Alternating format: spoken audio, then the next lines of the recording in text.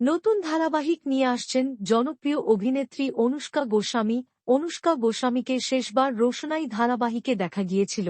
সেই ধারাবাহিকে হঠাৎ তার পরিবর্তে তিয়াশা লেপচাকে নেওয়া হয়। রোশনাই ধারাবাহিক থেকে তাকে বাদ দেওয়ার কারণে তার ভক্তরা খুবই মন খারাপ করেছিল।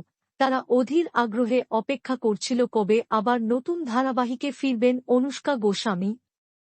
অবশেষে অনুষ্কা গোস্বামী ফিরছেন নতুন ধারাবাহিক নিয়ে।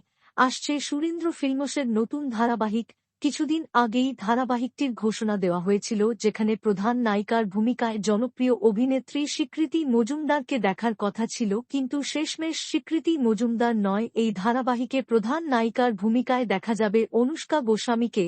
তার বিপরীতে থাকবেন জনপ্রিয় অভিনেতা সৈয়দ আরেফিন। এছাড়াও ধারাবাহিকটিতে থাকবেন জনপ্রিয় অভিনেত্রী সুদীপ্তা রায়, রেনেশা দত্ত এবং রূপাঞ্জনা মিত্র।